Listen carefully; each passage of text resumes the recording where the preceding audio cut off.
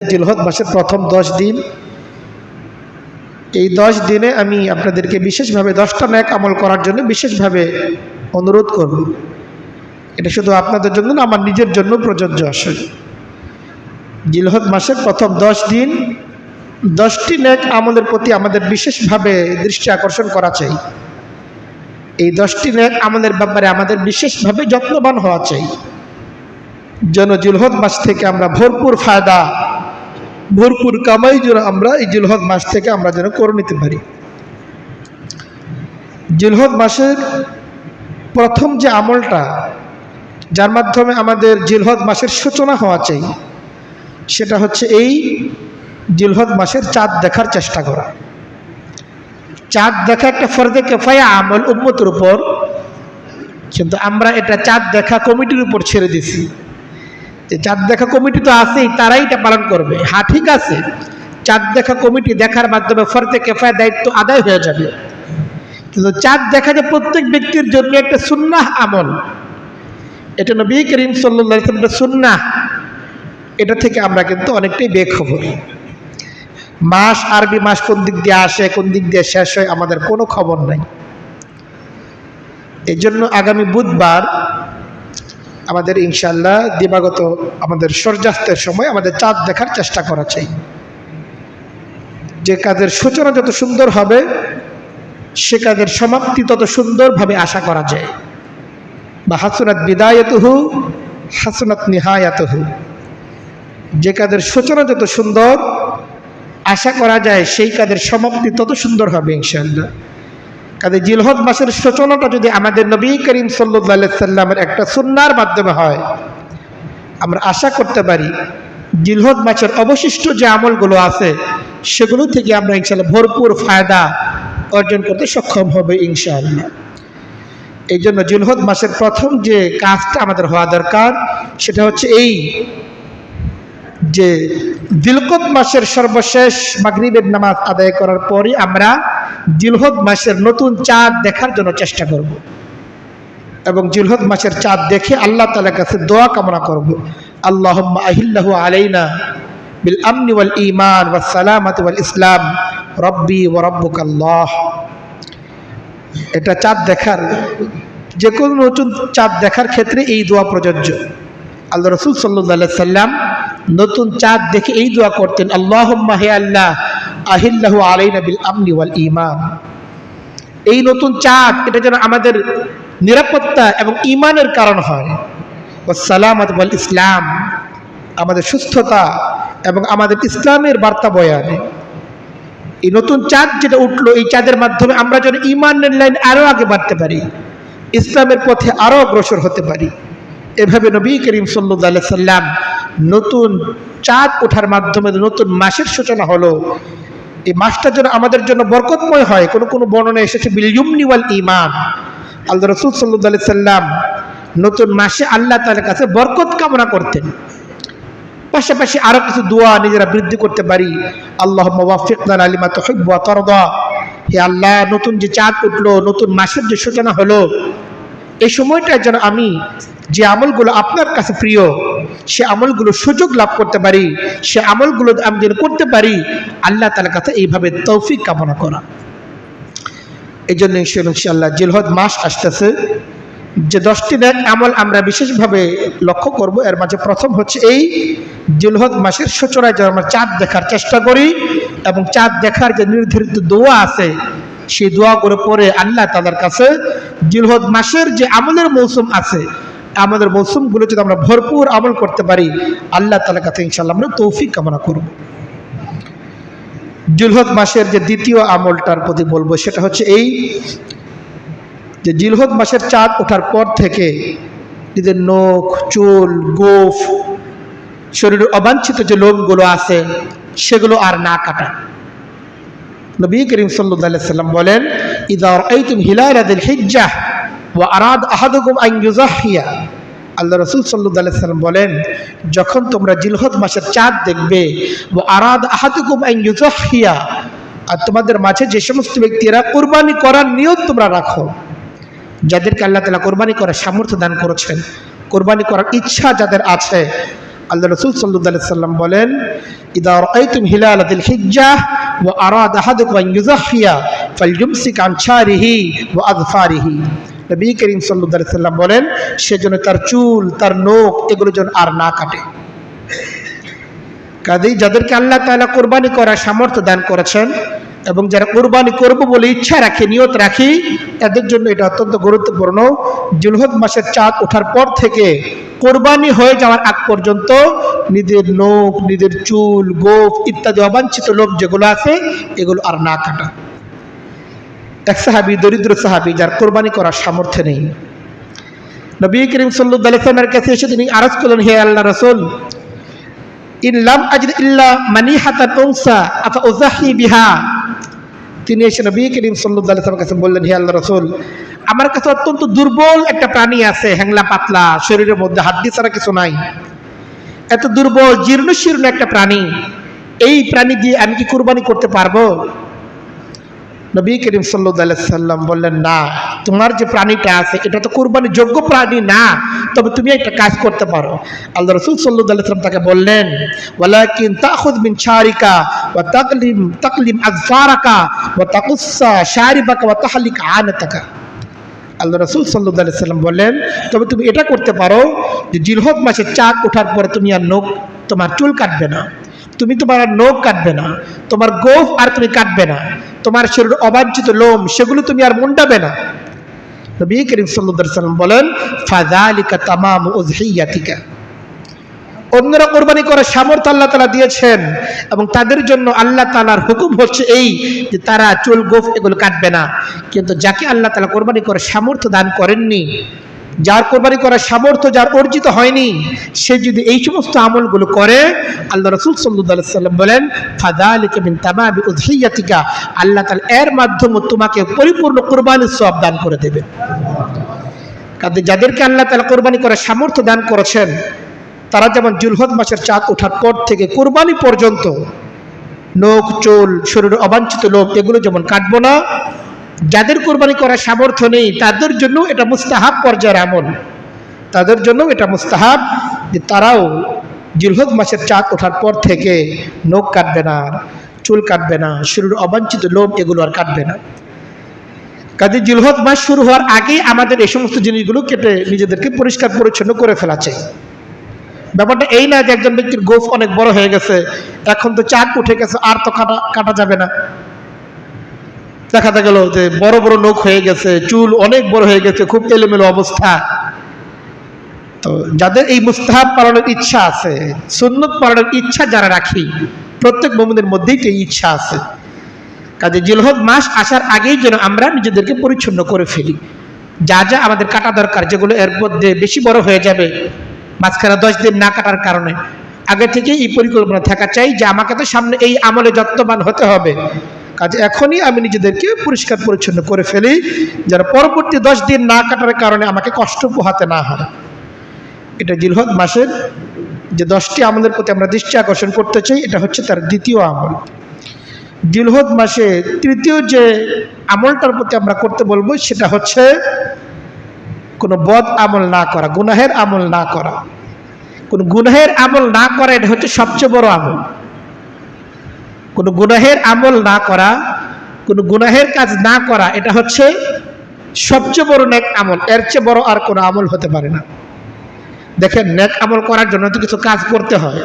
এই কাজ আমাকে করতে হচ্ছে, নামাজ আমাকে পড়তে হচ্ছে, রোজা আমাকে রাখতে হচ্ছে, সেহরি করতেছি, ইফতার করতেছি, কত রকম ব্যস্ততা। কিন্তু গুনাহ না করার জন্য কোনো কাজ তো আর করতে হচ্ছে না, শুধু না করলেই হইল। গুনাহের কাজটা এটা আমি না করলেই আমার গুনাহের কাজটা ছেড়ে দেওয়া হচ্ছে। বলাটা সহজ, কিন্তু আসলে গুনাহ থেকে বেঁচে থাকা এটা বড় কঠিন একটা কাজ।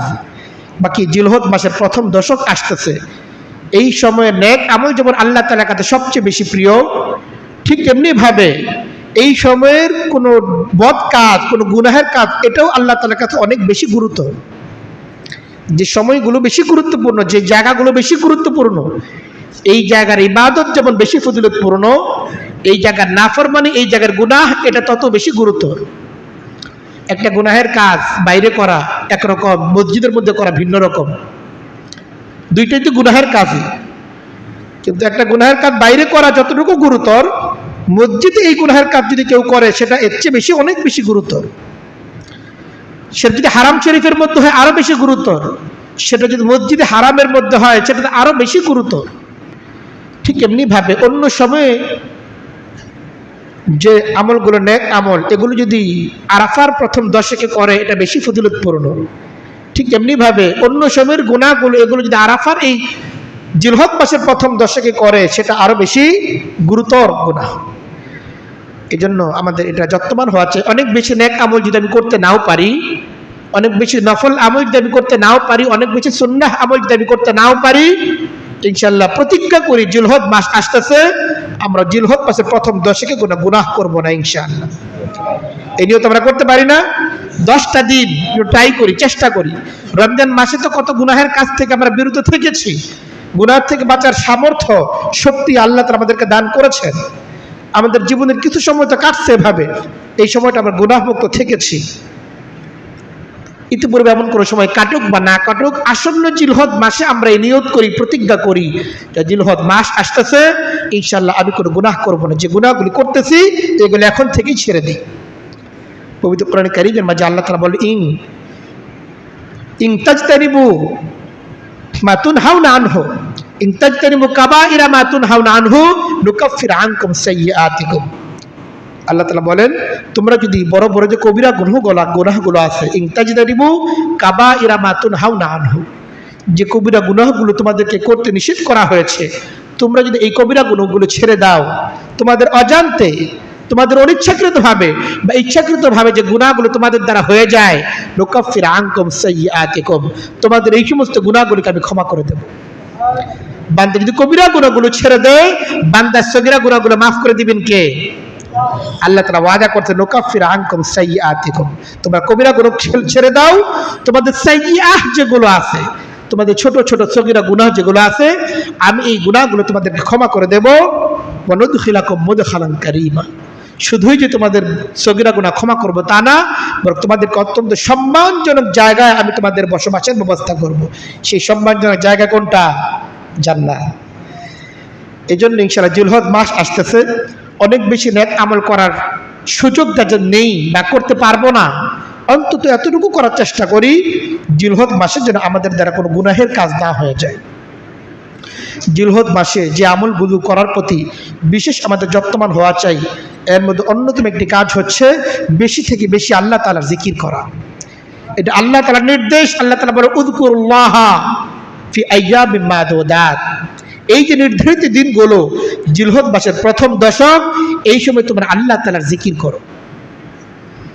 এই জন্য জিলহজ মাস আসতেছে, এই সময়টা বেশি বেশি আল্লাহ তাআলার জিকিরের মধ্যে ব্যয় করা দরকার।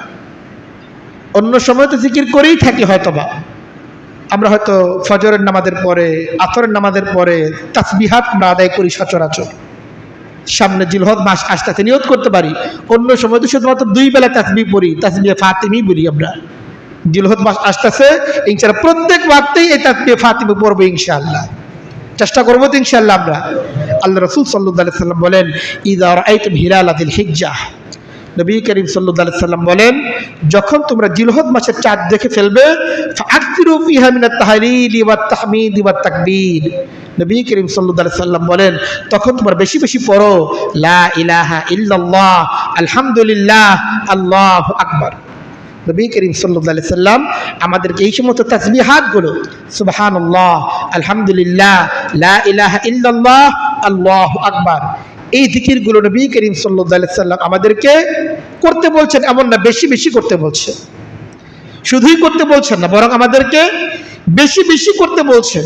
আমরা যদি নিয়ত করি যে আমরা বেশি বেশি করব, অনেক সুযোগ আমাদের আছে। নিয়ত করতে পারি ফজরের নামাজের সময়, আসা যাওয়ার সময় সুবহানাল্লাহ পড়ব, জোহরের সময় আসা যাওয়ার সময় আলহামদুলিল্লাহ পড়ব, আসরে আসা যাওয়ার সময় লা ইলাহা ইল্লাল্লাহ পড়ব, মাগরিবের সময় আল্লাহু আকবার পড়ব, এশার সময় ইস্তিগফার পড়তে পড়তে যাওয়া আসা করব। ইচ্ছা করলে অনেক সময় আমাদের আছে। মসজিদে আসার পরে সুন্নাহ পড়ে ফেলি, সুন্নাহ পড়ার সময় অনেক সময় আমরা বসে থাকি। বসে থাকা এই সময়গুলো এমনিতে অলস বসে না থেকে আমাদের জবানটাকে জিকিরের দ্বারা তরুতাজা রাখতে পারি আমরা। এই জন্য জিলহজ মাস আসতেছে, জিকিরের জন্য আগের থেকে প্ল্যান থাকা চাই। প্ল্যান থাকলে হয়, পরিকল্পনা না থাকলে আসলে হয় না। আমরা নিয়ত করতে পারি যে প্রতিদিন 1000 বার সুবহানাল্লাহ পড়বো, 1000 বার আলহামদুলিল্লাহ পড়বো, 1000 বার আল্লাহু আকবার পড়বো, 1000 বার লা ইলাহা ইল্লাল্লাহ কালেমার জিকির করবো। এই নিয়ত যদি থাকে দেখা যাবে সময় বের হয়ে গেছে।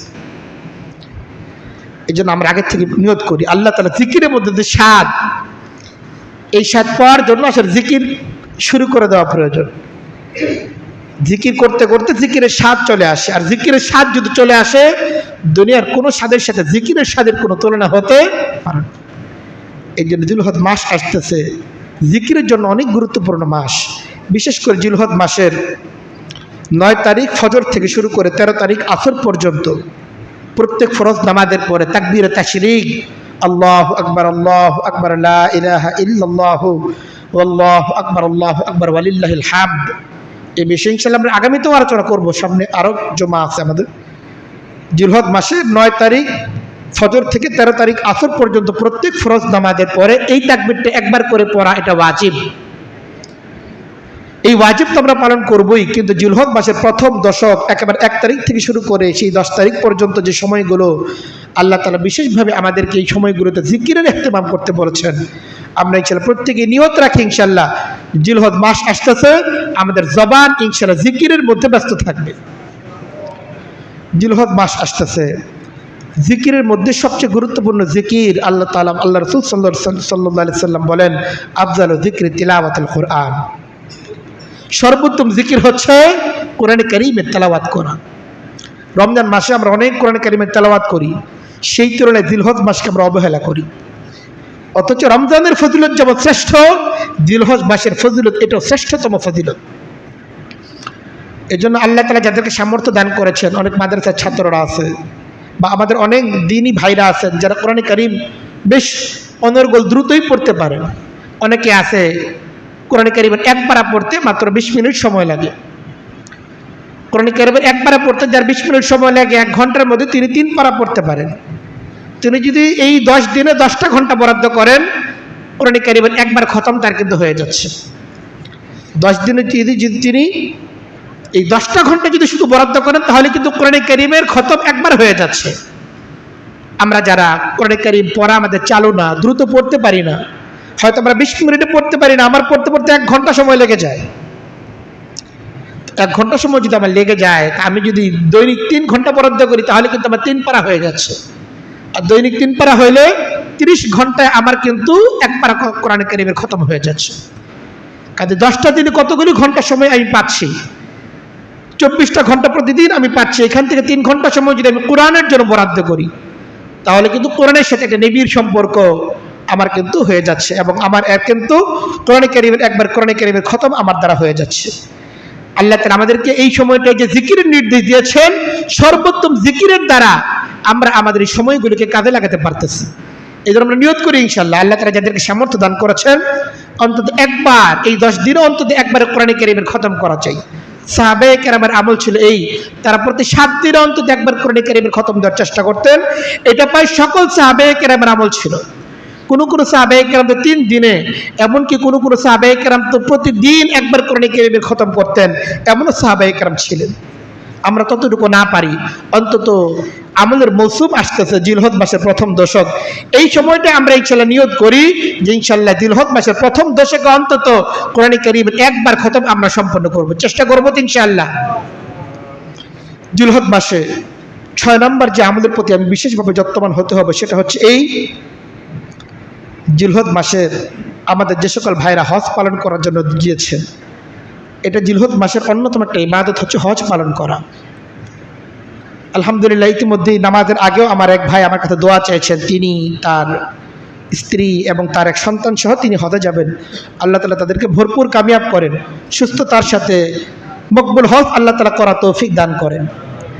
আর যাদের সুযোগ হয়নি বা যাদের সামর্থ্য নেই এজন্য আমরা যেতে পারছি না, কিন্তু কিছু কিছু নেক আমলকে আল্লাহ তাআলা এমন মর্যাদা দান করেছেন, এই নেক আমলের মাধ্যমে বান্দা কিন্তু হজ এবং উমরার সওয়াব লাভ করতে পারে।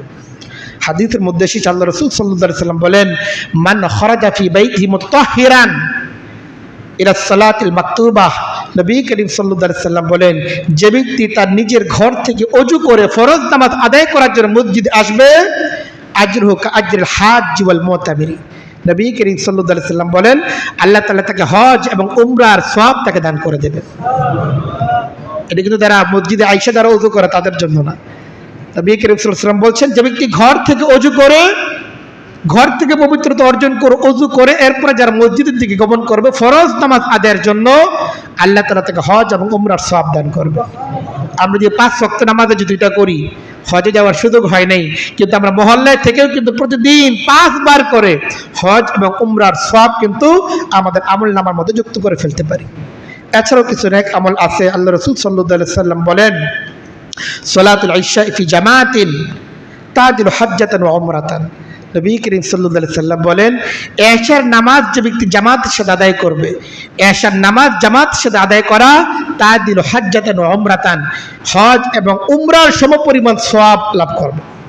যে ব্যক্তি এশার নামাজ জামাতের সাথে আদায় করবে সে ব্যক্তি হজ এবং উমরার সমপরিমাণ সওয়াব লাভ করবে। গতকালকে এশার নামাজ যারা জামাতের সাথে আদায়ের সুযোগ হয়েছে তারা কিন্তু এই ফজিলত পেয়ে গেছে। আমাদের যাদের সুযোগ হয় নাই, আজকের এশার জামাত আমরা ইনশাআল্লাহ জামাতের সাথে আদায় করব, এশার নামাজ জামাতের সাথে আদায় করব। আমাদের আমল নামার মধ্যে হজ এবং উমরার সওয়াব দিবেন কে? আল্লাহ তাআলা। ফজরের নামাজ যে ব্যক্তি জামাতের সাথে আদায় করবে, আল্লাহ রাসূল সাল্লাল্লাহু আলাইহি ওয়াসাল্লাম বলেন সালাতুস সুবহি ফি জামাতিন তাদিলু উমরাতান। ফজরের নামাজ যে ব্যক্তি জামাতের সাথে আদায় করে আল্লাহ তাআলা তাকে উমরার সমপরিমাণ সওয়াব দান করে। এজন্য আমার সামর্থ্য নেই এজন্য আমি কি পিছিয়ে থাকবো আমলের ক্ষেত্রে? না, আমার উমরা করার সামর্থ্য নেই, হজ করার সামর্থ্য আমার নেই, ইচ্ছা আমাদের সকলের আছে, কিন্তু এখন যেন আমরা সেই দীর্ঘমেয়াদী ইচ্ছার কারণে, ইচ্ছা পূরণ হওয়ার আশার কারণে এখন যেন আমরা আমাদের সময়গুলোকে অবহেলা না করি, বরং হজ এবং উমরার যে সওয়াব অর্জন করার প্রতিনিয়ত সুযোগ আমাদের আছে, এই সুযোগগুলোকে আমরা যেন কাজে লাগাই। বিশেষ করে জিলহজ মাসের প্রথম দশক এই আমলগুলির প্রতি যত্নবান হই, যেহেতু এই সময়টা হজ এবং উমরার মৌসুম চলতেছে। কাজে আমরা কিন্তু এখানে থেকেও হজ এবং উমরার ফিল এবং হজ এবং উমরার সওয়াব কিন্তু আমরা আমল নামার মধ্যে যুক্ত করে ফেলতে পারি। আল্লাহ তাআলা আমাদেরকে তৌফিক দান করেন। জিলহজ মাসের প্রথম দশকে সপ্তম যে আমল, প্রথম 10 দিনের সপ্তম যে আমলের প্রতি আমরা যত্নবান হওয়ার জন্য সকলকে অনুরোধ করব, সেটা হচ্ছে এই বিশেষভাবে দোয়ার ইহতেমাম করা। আল্লাহ তাআলার কাছে বিশেষভাবে দোয়ার ইহতেমাম করা চাই।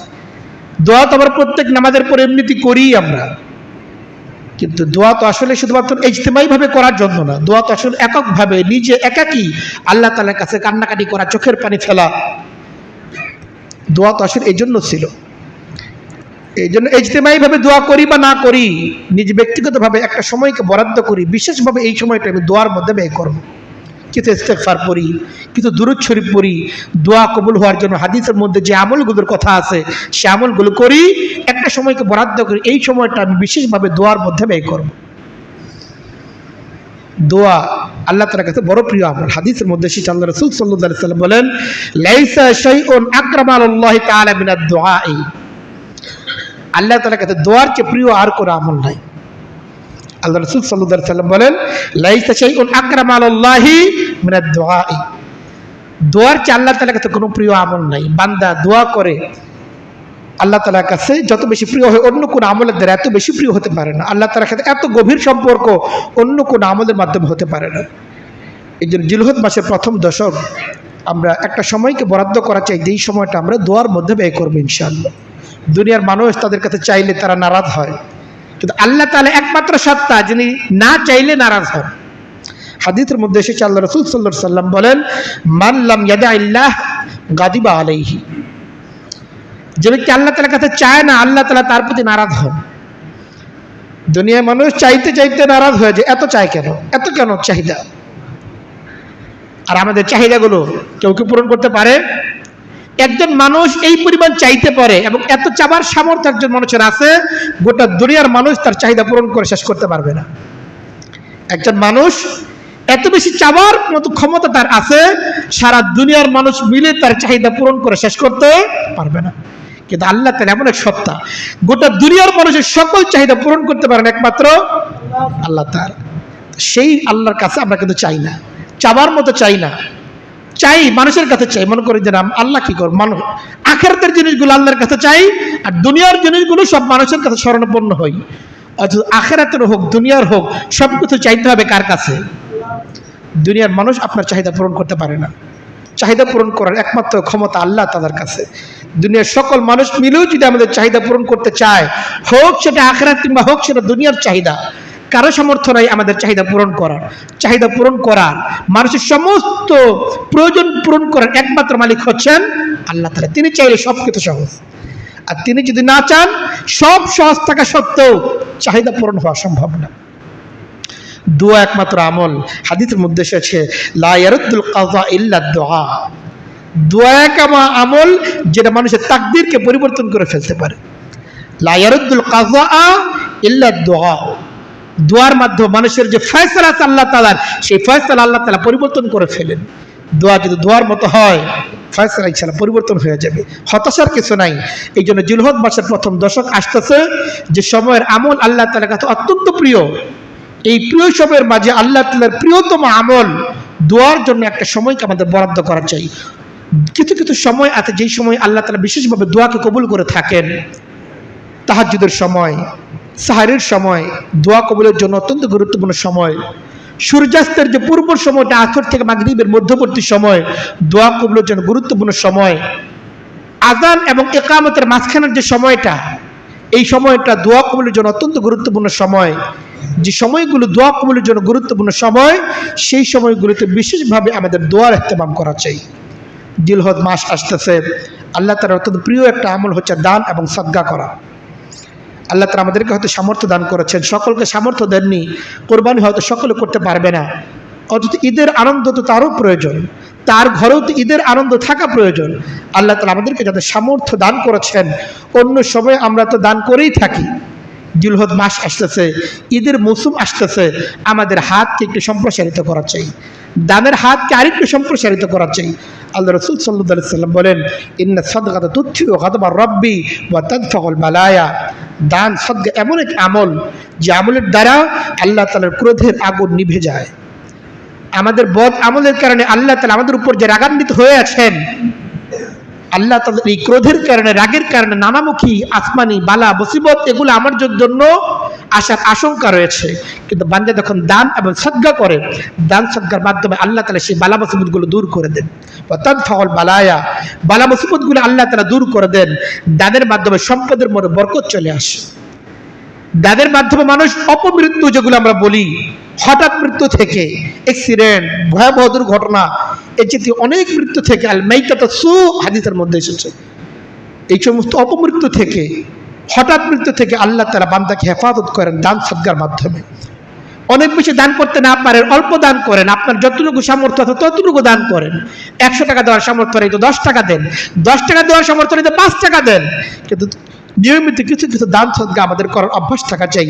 বিশেষ করে জিলহজ মাসের প্রথম দশক আসতেছে, এই সময় আমাদের বিশেষভাবে দানের প্রতি যত্নবান হওয়া চাই। বাকি জিলহজ মাসের দানটা অন্য সময়ের মধ্যে 5 টাকা 10 টাকা না হওয়া চাই, আরেকটু বেশি হওয়া চাই। আমরা যদি দেই, আমাদেরকেও দেবেন আল্লাহ তাআলা ইনশাআল্লাহ। জিলহজ মাস আসতেছে, অনেক ভাই এমন আছে যার হয়তো ঈদের আয়োজন তার নাই, আমরা ইচ্ছা করলে তার ঘরের মধ্যে ঈদের কিছু আয়োজন আমরা পৌঁছে দিতে পারি। রমজান মাসে অনেকের মধ্যে এই পরিকল্পনাটা আসে, রমজান মাসে কিছু ঈদ সামগ্রী, ইফতার সামগ্রী, সাহারির কিছু সামগ্রী, ঈদের কিছু কিছু আয়োজন, সদকাতুল ফিতর জমা করে, যাকাতের কিছু কিছু টাকা জমা করে অনেক ভাই অনেক মানুষের ঘর পর্যন্ত, গরিব মানুষের ঘর পর্যন্ত পৌঁছে দেন। আমাদের কাছে অনেকে টাকা দিচ্ছেন, অনেকে বস্তু সামগ্রী দিচ্ছেন যে হুজুর এই জিনিসগুলো গরিবদের দিয়ে দিন, আমরা পৌঁছেছি আলহামদুলিল্লাহ। কিন্তু রমজান মাসে যে প্রবণতা দেখা যায়, জিলহজ মাসে এই প্রবণতা দেখা যায় না। অথচ রমজান মাসে যেমন প্রয়োজন, জিলহজ মাসের সামনে ঈদ আসতেছে, প্রয়োজন মানুষের তেমনি আছে। এই জন্য যাদেরকে আল্লাহ তাআলা সামর্থ্য দান করেছেন, এই পরিকল্পনা করেন। অন্তত 1 কেজি পোলাওয়ের চালের মূল্য আর কত, 130 টাকা 40 টাকা 1 কেজি পোলাওয়ের চালের মূল্য। একটা ব্রয়লার মুরগি হয়তো 150 টাকা কেজি আছে, আপনি 500 টাকা 1000 টাকা যদি বরাদ্দ করেন, 1000 টাকা বরাদ্দ করলে একজন ব্যক্তির, গরিব মানুষের ঈদের দিনের চাহিদা কিন্তু পূরণ হয়ে যেতে পারে। তার ঘরের মধ্যে ঈদের আনন্দ তার ঘরেও পৌঁছতে পারে। স্ত্রী সন্তানদেরকে নিয়ে শুধুমাত্র নিজেরা ঈদ করা, নিজের আনন্দ ভাগ বটরা করে নেওয়ার মধ্যে কোনো আনন্দ নাই। বরং আমি প্রয়োজনে একটু ত্যাগ স্বীকার করি, আমার অন্য ভাইয়ের ঘরের মধ্যে আনন্দ ফুটুক, এর মধ্যেই আসলে একজন মুমিনের প্রকৃত আনন্দ। এই জন্য অন্তত আমরা ফিকির করি, যাদেরকে আল্লাহ তাআলা সামর্থ্য দান করেছেন, অন্তত 1 জন হোক, 2 জন হোক, 3 জন হোক, 5 জন হোক, আমরা ইনশাআল্লাহ কিছু কিছু ঈদের সামগ্রী দরিদ্র মানুষকে খুঁজে খুঁজে তাদের ঘর পর্যন্ত ইনশাআল্লাহ পৌঁছে দেওয়ার চেষ্টা করব।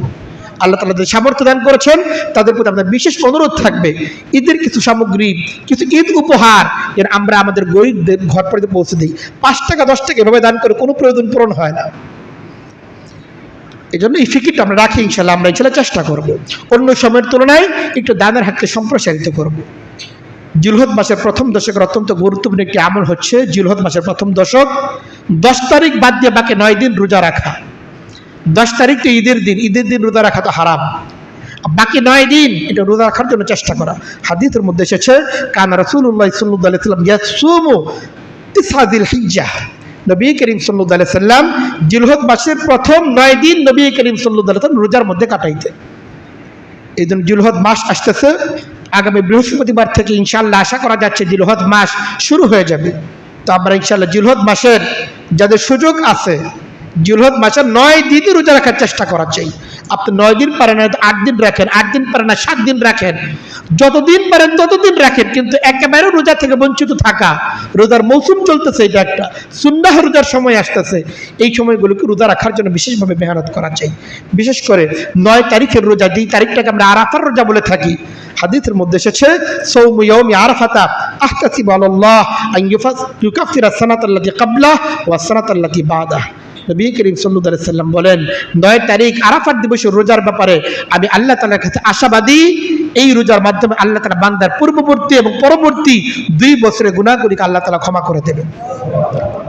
অন্যান্য দিনের ব্যাপারে কোনো কোনো বর্ণনা 1 বছরের কথা আসছে, কিন্তু আরাফার রোজার ব্যাপারে 9 তারিখের রোজার ব্যাপারে সুস্পষ্ট হাদিস এসেছে।